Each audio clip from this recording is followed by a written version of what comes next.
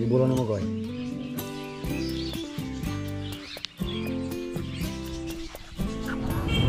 Nasa bias po tayo. Bumili tayo ng pagkain sa ating mga alaga. Nasa Itza. Yan. Ito po yung sugi natin. Tuwing bumili tayo ng mga feeds. At medyo natagalan tayo ng konti mga kaprobinsya kasi pina-check up muna natin yung ating sasakyan na elf. Yan. Pinapalitan natin ng timing belt at kinabahan tayo ng konti kasi po nung okay na sana nung kinabit na nila yung bagong belt, yung timing belt, nakabit na lahat. Nung pina-under natin, nagbago yung andar, so tinanggal naman ulit at in-adjust. Hindi nila nakuha agad yung timing nung una lang tanggal. Yan, kaya kinabahan tayo. Pero ilang sakot na natin. Ano sir?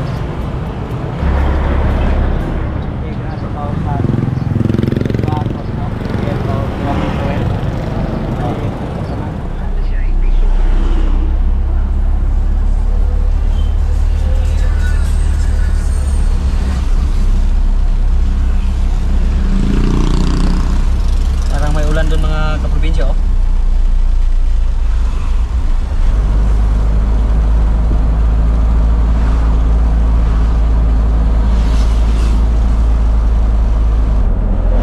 Punta na po tayo ng area to. Tapos mukhang may ulan napaparating. Kasalubong natin yung ulan. Kailangan natin takpan yung ating feeds nila.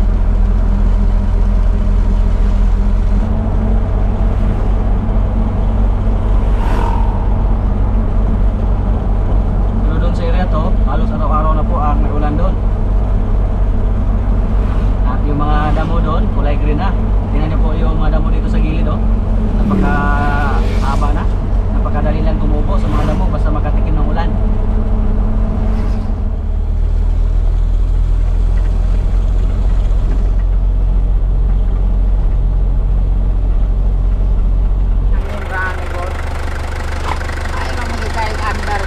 Okay rin guys ha.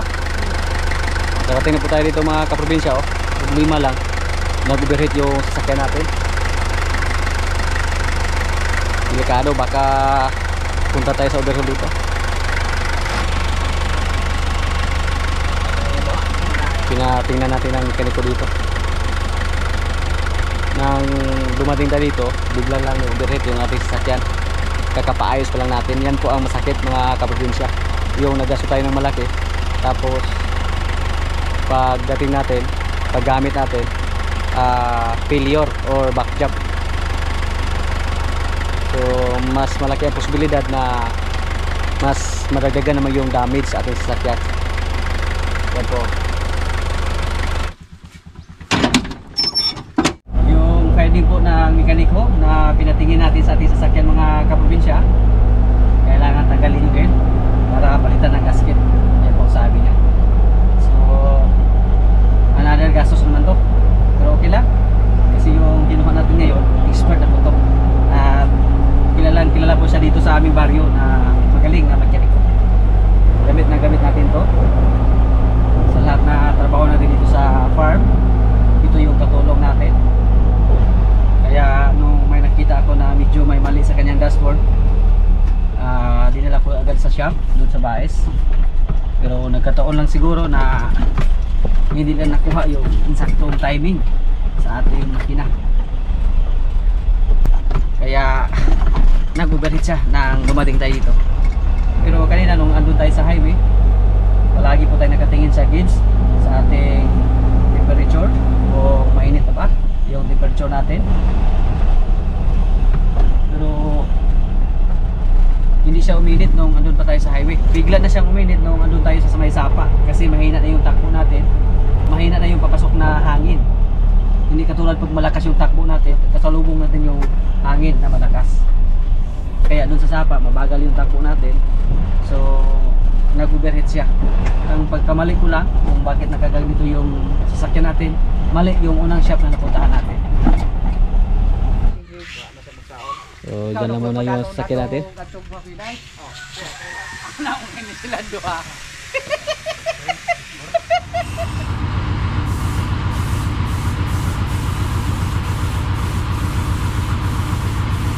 po yung bilhin namin, oh. Padumagiti tayo. Si Dong Mario. Ito yung banggitan dito na kuan, mekaniko. May mali daw yung timing to, bikil gid siya. Lihis yung timing. Kaya nasira yung truck natin, yung makina. Nag-overheat siya. So, punta tayo na ng Dumaguete bukas. Sana makabili tayo para maayos na to. Uwi tayo ng Baes. Sasakyan ng motor hanggang dun sa may crossing. Tapos, basta yung sasakyan natin. Natin sa kahatid tayo ng mga feeds para sa ating mga alaga dyan. Pero maulan po dito sa amin ngayon, oh. Mambun po.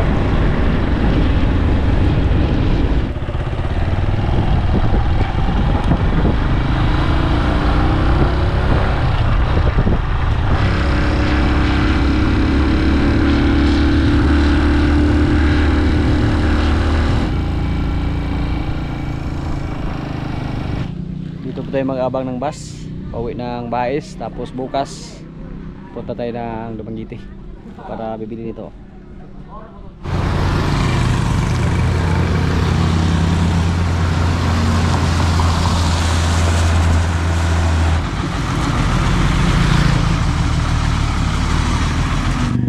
Nasa crossing Bagtik po tayo. Yan ah, crossing Bagtik.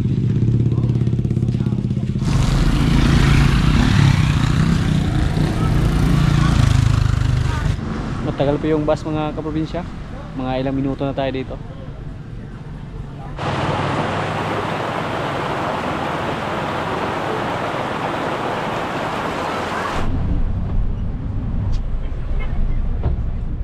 Nasa Baes na po tayo mga kaprobinsya. Time check 4:55. Tumawag po ko isa sa mga auto parts doon sa Tanhay mga kaprobinsya. May available daw sila na head gasket. Yun po ang bibilhin natin. So hindi na tayo pupunta pa ng Dumaguete bukas.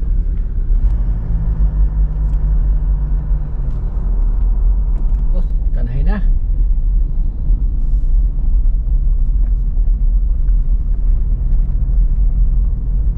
Buti na lang nakasakay tayo kanina ng Bihire. Kung hindi pa tayo makarating dito. Kasi matagal dumaan yung bus dun sa crossing Bagtik. Pero medyo malaki-laki po yung nagastos natin na napunta lang sa walang kwinta. Tapos nasira pa yung ating sasakyan. Charge to experience na to mga kaprobinsya. Hindi tayo masyadong nagmamadali kasi nakatawag na tayo doon sa auto parts. Yan po, hindi tayo nakabili. Nang tumawag tayo kanina, may head gasket daw sila. Kasi yun po ang tinawag natin. Nakalimutan kong itawag yung valve cell kung mayroon ba silang available. So may head gasket na sana sila, pero ang problema walang valve cell. So ang ginawa natin, hindi lang tayo bumili ng head gasket. So doon lang tayo sa Dumaguete pupunta bukas. Masaya na sana tayo. Akala natin na makabalik lang tayo ng area 2 bukas ng umaga. Pero hindi pala. So okay lang. Ang kailangan natin ngayon, kailangan yung mataas na pasensya. Abaan natin yung ating pasensya.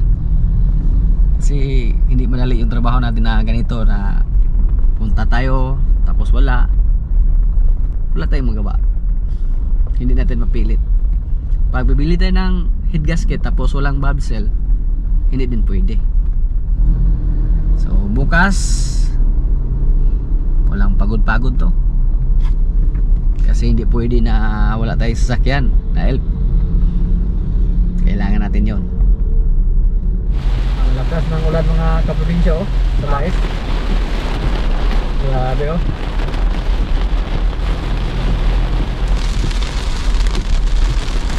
maswerte tayo kasi nasa loob tayo ng sasakyan. Pero dati po, motor lang yung gamit natin. Ganon din tayo. Palaging hubasa sa ulan.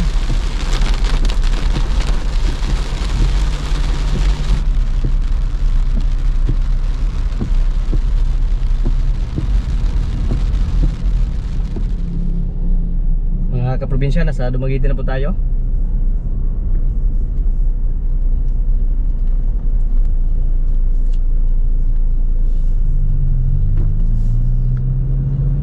Kung nakabili pa sana tayo kahapon sa Tanhay, siguro ngayon andun na tayo sa area to. Na-check natin yung ating mga alaga. Yan po, nasakay na tayo ng hair. At yung katabi ko dito, nakapanood pala sa ating mga video. Tingnan natin po, sir. Ainel from Saudi. Sakto na nakausap natin siya kasi isang mechanics din. Marami tayong mga salad viewers dyan sa Saudi. Shout out po sa inyo. Yan po, andito na po tayo mga kaprobinsya.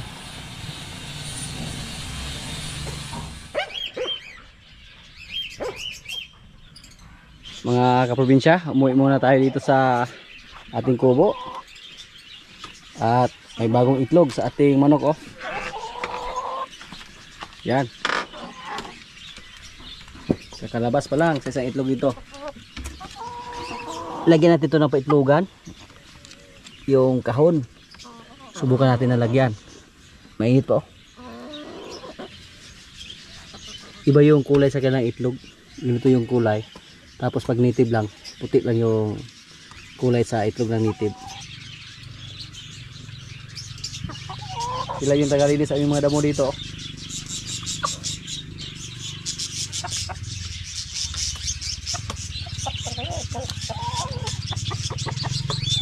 Pero yung isang tandang, nilagay namin sa kulungan, hiniwalay namin kasi awayan niya yung dalawa dyan.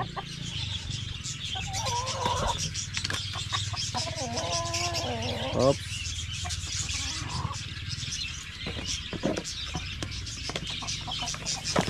Yung sasakyan natin, ano lang, iniwan lang natin. Yung linggo pinalabas namin. At para safety yung mga manok natin, ibalik namin siya sa kulungan. Yan, oh. Naaliw po yung mga manok na nakalabas. Ayan. Mga kaprobinsya, good news po. Kasi si Limer, magaling na siya. Yan, oh.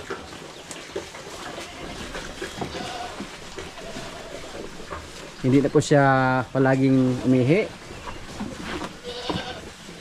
At napakalakas lang naman niyang kumain. Yan. Tapos napir yung binigay namin sa kanya. Sa mga hi po nakapanood sa una naming mga video, si Limer po ay may nakita kami na dugo na lumabas sa kanyang ari. Tapos nung pumunta tayo sa Agrivet, sabi niya na parang may UTI si Limer. At isa sa ating napapansin nung una na si Limer paunti-unti lang yung ihi niya. So yung ginawa natin,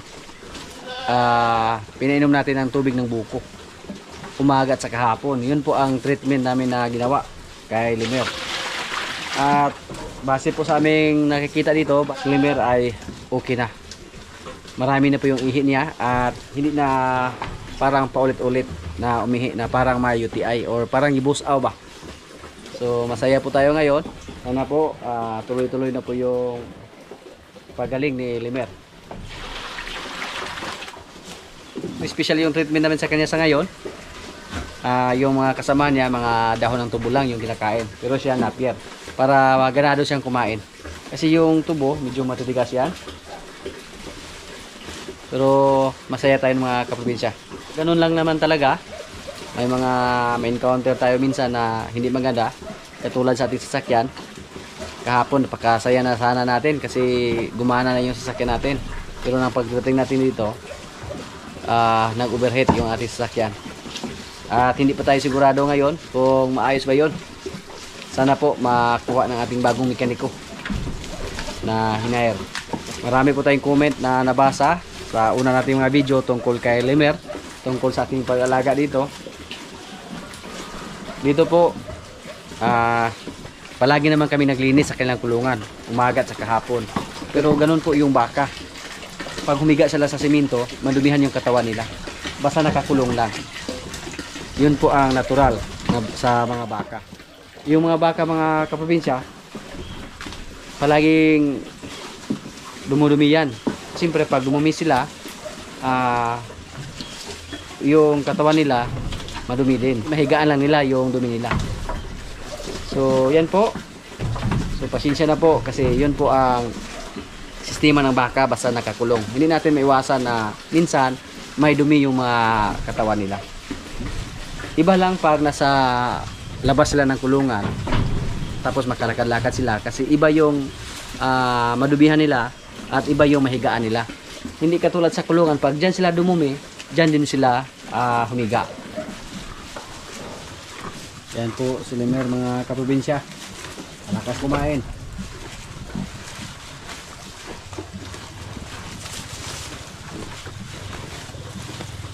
At si Pogi, palagi niyang sinira yung kanyang kulungan dito. Yan oh, sira na.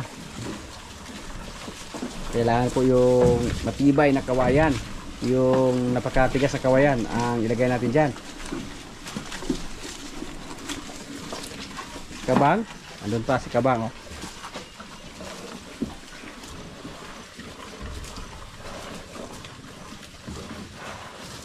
Malakas kumain si Kabang. Kain lang yung kulang ni Kabang sa ngayon. So yan po ang ating update sa ating alagang baka na si Lemer. Sana po tuloy-tuloy na yan mga kaprobinsya para hindi na tayo kabahan. Marami po tayong mga comment na nabasa na medyo masakit po. Pero okay lang kasi tama naman yung comment nila, yung iba. Kasi sa kanila yon, opinion nila yon. At bawat na comment na mabasa natin sa ating mga video, lahat po ay tama, walang mali. Kasi iba't ibang tao, iba't iba naman yung diskarte. At may iba't ibang opinion din. Baka natin dito yung lumalaga. Sana po buntis na siya. Si Pakbones. Yung mga baka natin dito nanggaling sa bako. Medyo maganda na yung katawan nila. Yung baka natin, hintayin natin mga 1 taon mula ngayon. Sa 4 natin na baka dito, si Bitas, siguro ungusan pa niya si Pugi. Yung isa nating puti na si Kongkong at si Doldol, sayang yan pag ibinta natin sa ngayon. Kailangan na paabutin natin sila sa hustong edad bago natin sila ibinta. Patagalin natin. At yung ating mga tanim dito na mais mga kaprobinsya oh. Yan, nalagyan na ito ng pataba.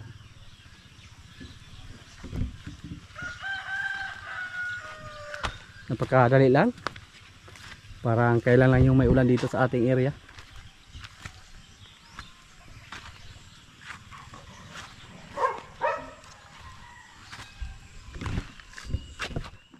Tingnan natin doon. Pero dito oh, maraming damo na.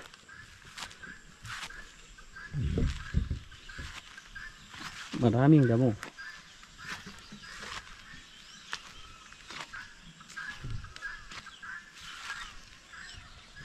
At yung ating talong, yan, nakarkabir agad sila sa panahon. Noong una po napakapayat na tingnan at dilaw yung kulay. Pero ngayon oh, yan, yan.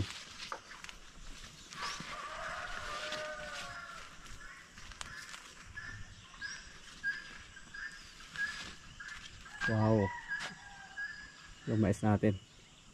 Habang wala po tayo dito, yung mga kasama natin dito naglagay ng pataba. At yung ating kangkong oh, inakala po natin to na wala na to dahil sa sobrang init sa mga nakaraang buwan.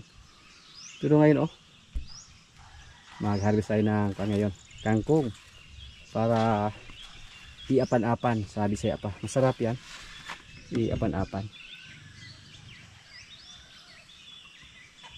Ito yung mga kamuting baging oh, na nabuhay kahit pinaararo pa. Ito po ibigay natin to sa ating mga alagang rabbit. Paborito din nila to. Tapos mamaya magkuha tayo ng kangkong para ulam. Si Bonbon oh. Sumama sa atin. Bon.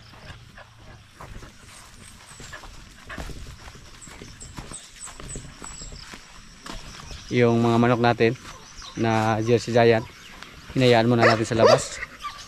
Pagkawalan ko sana yung lalaki na matapang mga kaprobinsya, pero hindi pwede kasi mag-aaway sila sa ating mga native dito.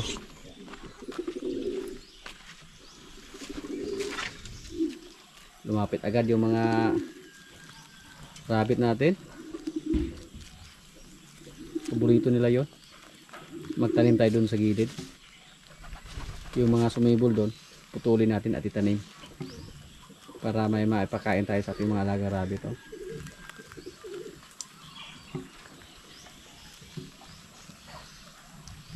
Dalasan po mga damo lang yung binigay natin sa ating mga rabbit, damo at saka napier.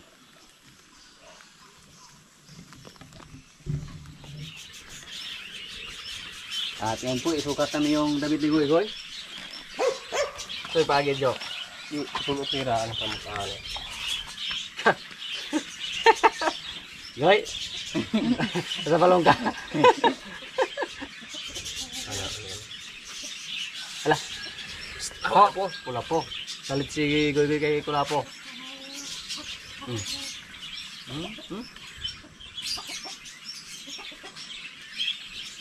Mau. Idam ko siya.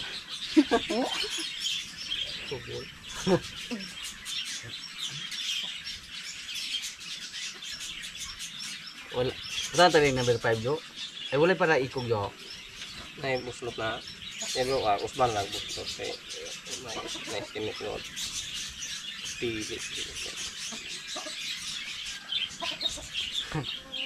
Kay behave boy. Ay katawa dong. Sapato sunod. Media. Ayaw ni Goy oh. Ayaw mo Goy? Sa palong.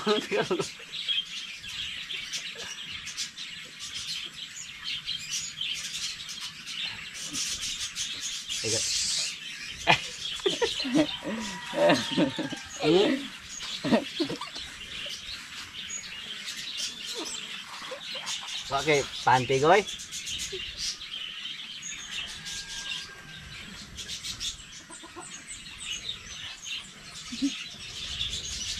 Ya.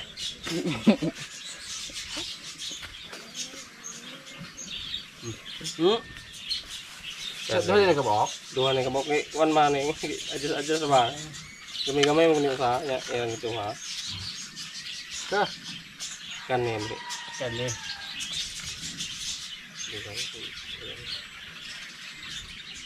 Ini tinggal. Ya, ini lang ang logo.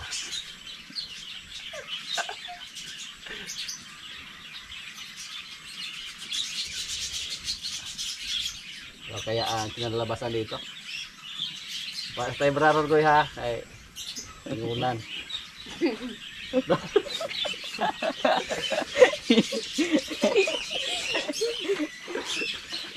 Itu tawa bideng. Ganito yung baba dong. Badipit man eh. Hugot ka. Dapat-dapat dapat ni. Okay. Guys. Guys. Oops, nakauntagan ko. Yung sinitas ko. Goy, kasi may bagong damit na siya oh. Ay, wala go. Ay, huwag mong kainin mong damit mo. Kainin natin dito ng kuan. Artilis.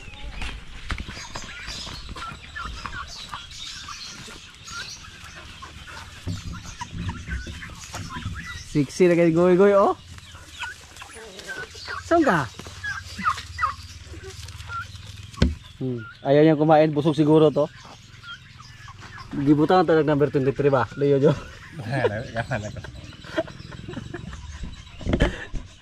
Nagtaka si Bulbul, oh. Siya parang hindi ko to kanila. Eh.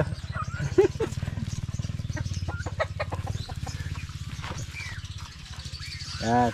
Yan po ang aming alaga unggoy. May damit na siya. Oh? Pero mukhang okay lang siya mga kaprobinsya, oh. Yan.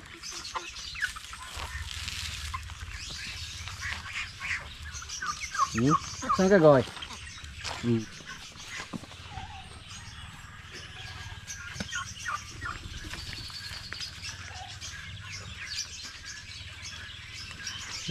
Pelus ah, beto pelus nanti.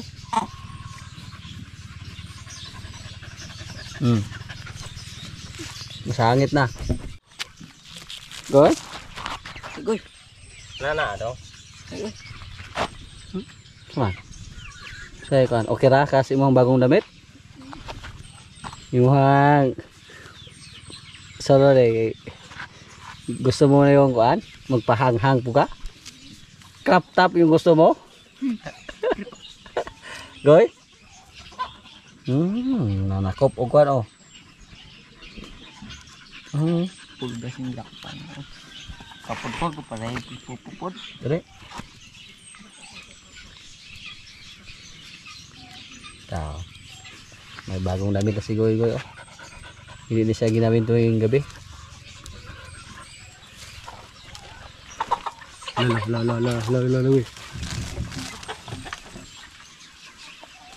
Oh.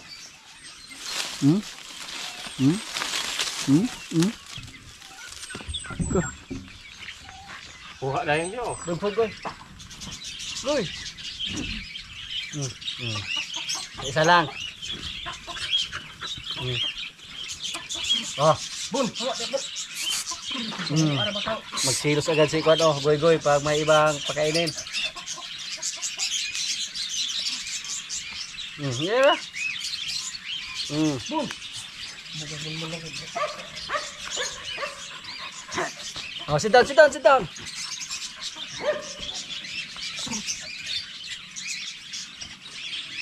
Goy, ari Goy. Jump shot naman. Akay magigam ubos ng player Goy. Goy.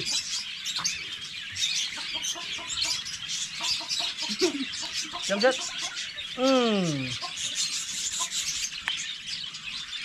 Wala po naman. Goy. Jump shot Goy.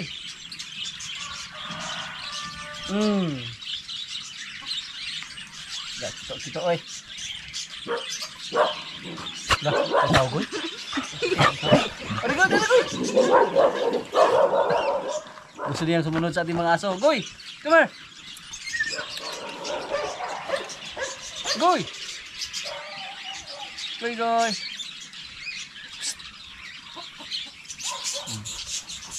Ayo, wak na. Diyan ka lang Goy ha. Goy. Oo na. Pag may lakad kami Goy ha, sama ka tayo. Op.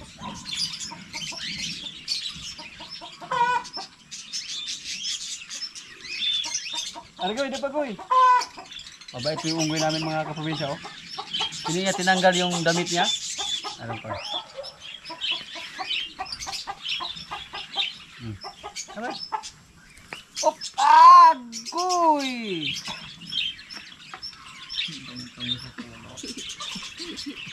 Ay, yung pagka-plaster Goy. O, dala po. No, daghan po. Nahulog.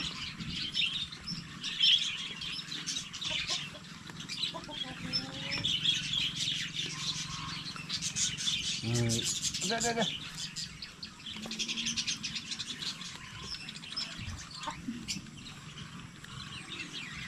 Ay, punito na ako ne. Hinugawa na yung mga. Punito ne. Bikas ha.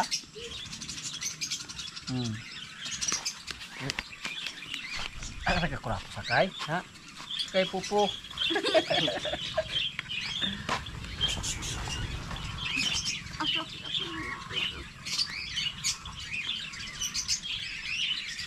Naliw po ako sa ating unggoy.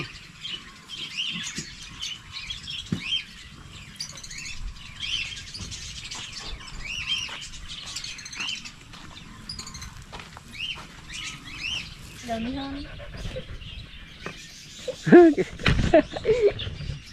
Gusto niya magkipaglaro ba?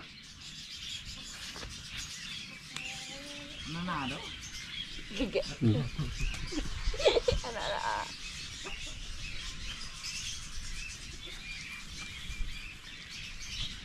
Kaya iburon mo goy.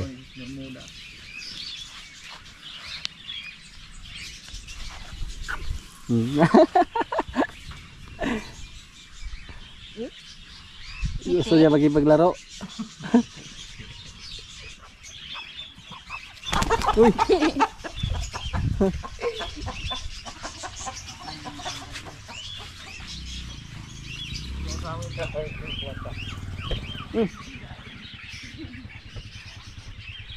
Kira ka goy? Papasukin natin yung mga manok goy. Kasi gabi na.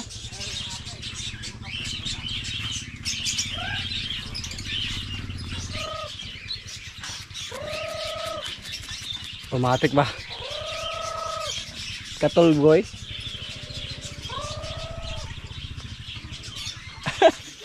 Paano kaya sa pagpakawala natin si Goy Goy sa gubat? Sa may mga unggoy din?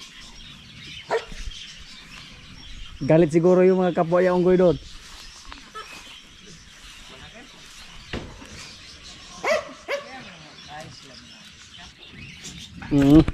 Busog si Goy Goy oh. Ayaw niya sa saging. Diyan ka lang muna Goy ha. May damit ka naman. Hindi ka na ginawin. Ano yung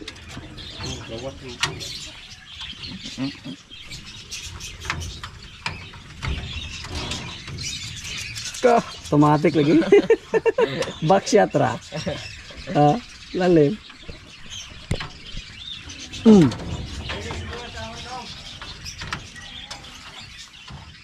Mga kaprobinsya, kaya na po. Yan po yung ulam namin oh. Manok, adobo at saka adobong kangkong. Yan. Lord, maraming salamat sa pagkain. So, kaya na. Tuka.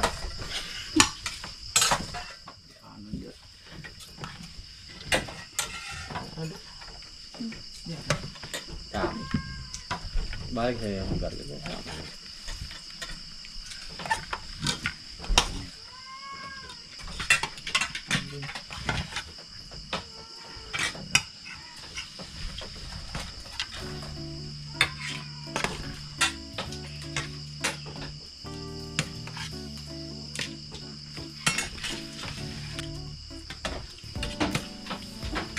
Goy, bukas tingnan natin baka tinanggal na niya yung damit niya.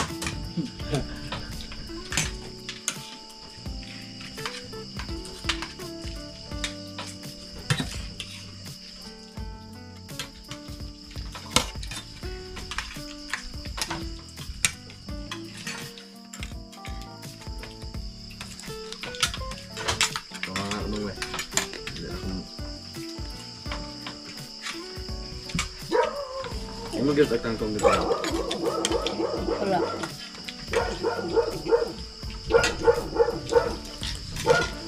Kayaknya dami.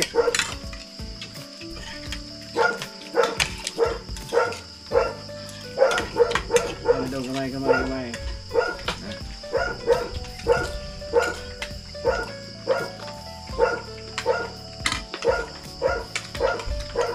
Gusto na pumasok ni Mingo.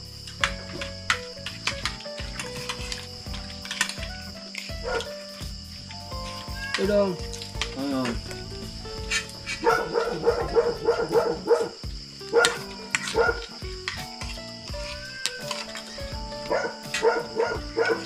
Ini ang ngayon ulang tingin. Dua yang mampu utang ya.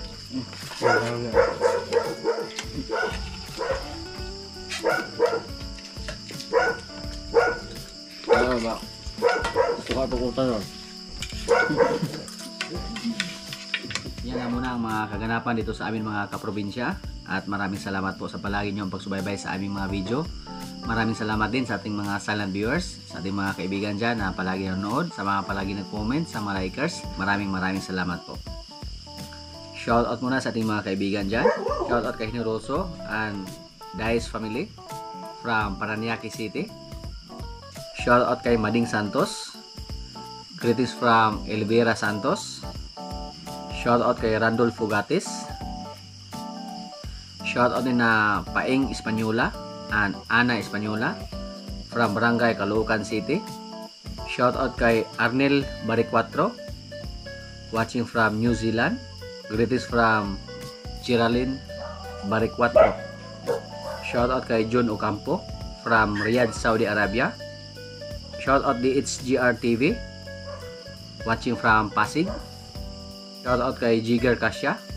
Sir, maraming salamat po. Isa sa ating mga matagal na subscriber, Jigar Kasya, kapangalan ko. Shoutout kay Engelberto Umpad from Bulacan. Shoutout kay Arcelia Cruz from Canada. At sa mga hindi ko po na shoutout na lang po sa lahat at maraming salamat po.